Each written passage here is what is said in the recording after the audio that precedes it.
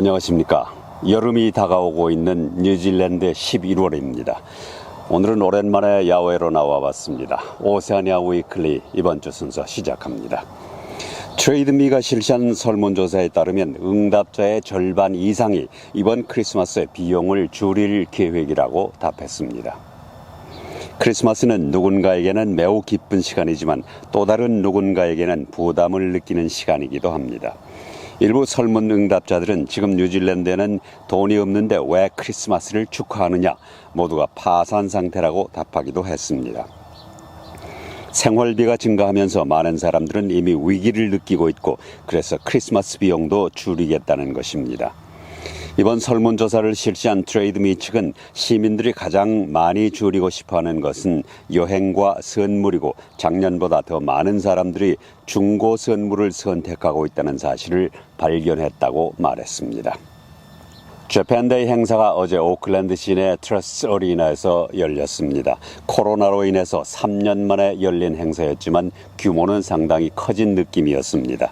자매도시인 후쿠오카시에서 직접 나와 홍보를 하는 등 적극적인 모습도 볼 수 있었습니다. 재팬데이 행사 모습을 잠시 보여드리겠습니다.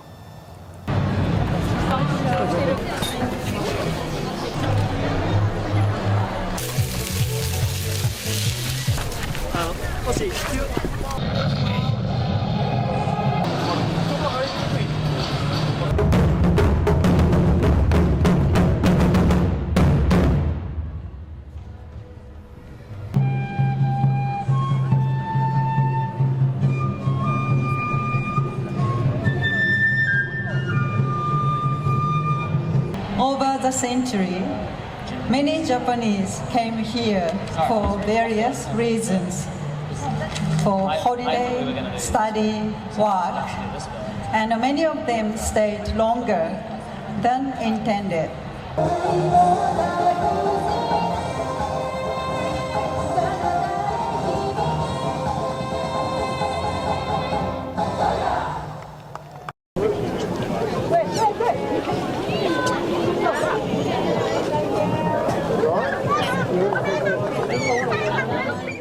전 세계적으로 코로나의 영향을 받지 않은 곳이 없습니다만은 재팬데이에 참여한 일본 업체들의 얘기도 잠깐 들어봤습니다. 코로나の時にあなたのビジネスはどうでした？いや全然ダメですね。お酒全然売れない。特に日本ではお酒飲んだらダメよとか、店もレストランでみんな閉じてるし、みんなクローズなんで、それ大変でした。お酒全然売れなかったです。今はどうですか？今の方はこれからなんですけども、日本も徐々に復活されてるんですけども、今はもう海外ばっかり。今はうちの会社の方はイギリス、ブリティッシュ、ドイツ、ニュージーランド、今海外どんどん売り出してる。約 50% 回復されました。30%。コロナの時は海外はおかげさまで伸びてますけど、日本国内は結構大変でした。国内飲食店、少しずつは復帰となってますけど、まだまだですね。はい。コロナの時にはどうですか？ズームの授業で先生がすごいたくさん工夫してくださったんですけど大変でした。今は戻ってみんなワイワイ勉強できるようになったので楽しくやってます。100% 回復されました？ 100%、そうですね、100% 戻ってますね。はい。寿司のビジネスはどうでした？いや、おかげさまでテイクアウェイのお店なんで、そのなりにはあれでしたけど、今はもう元に戻ってますね。福岡はいろんな観光地がありますので、例えば一番有名なのは福岡タワーですね。これが一番有名な観光地です。あと山笠というですね、フェスティバルがあります。これも一番7月に行われる有名なお祭りです。あと何といってもこのラーメンが一番有名です。これが福岡のソウルフードと言われてて、地元の人はみんなラーメンが大好きです。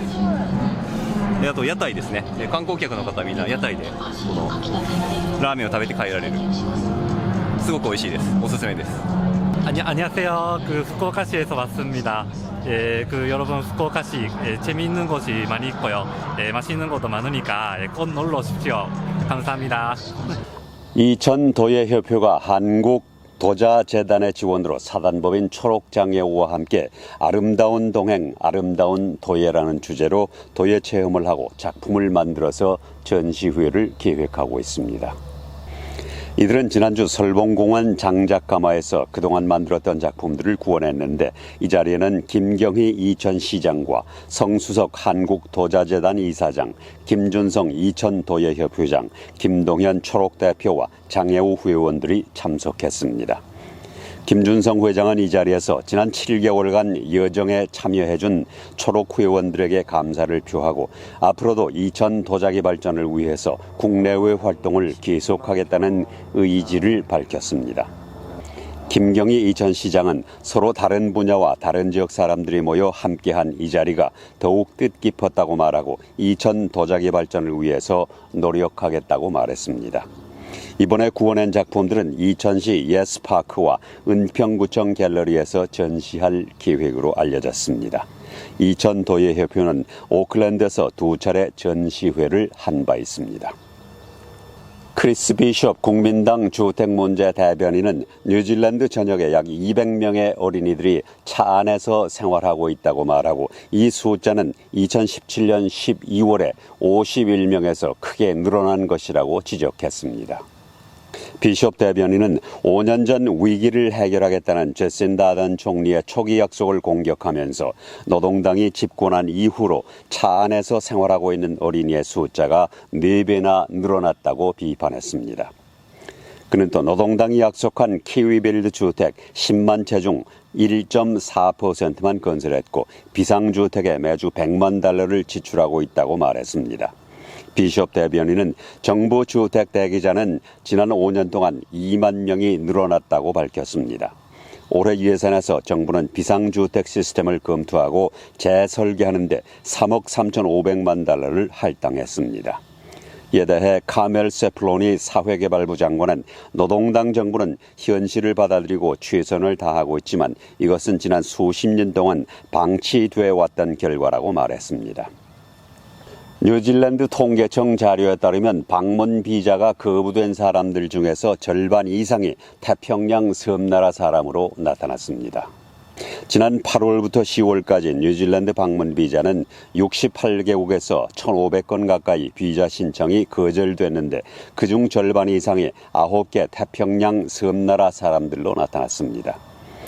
통과해서 방문 비자를 신청한 1,299명 중 224명이 거부된 데 반해 태국인의 경우는 1,398명 중 6명이 거부됐습니다.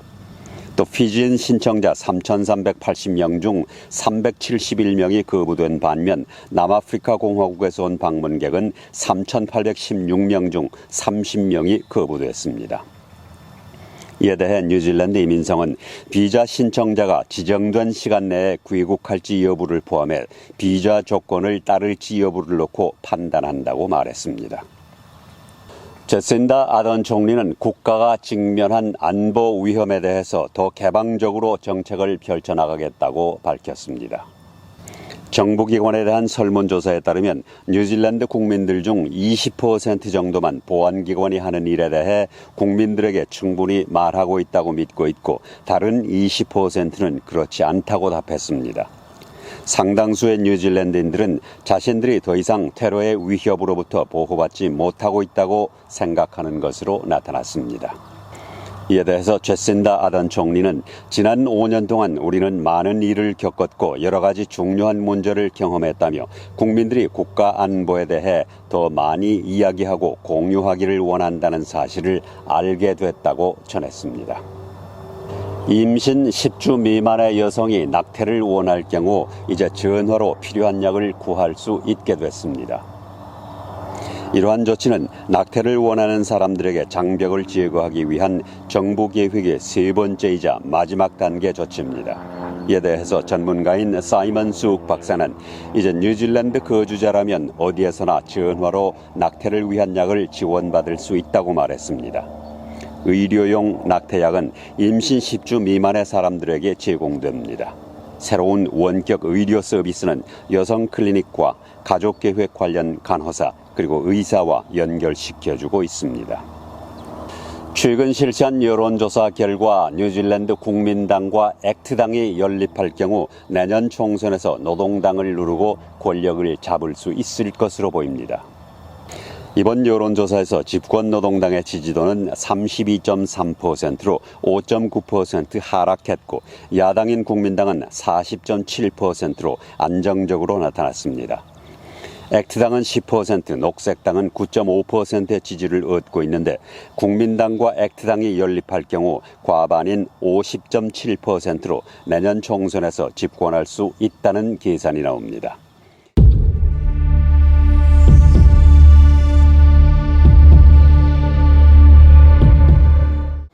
오세아니아 위클리 이번 주 순서를 마칩니다. 감사합니다.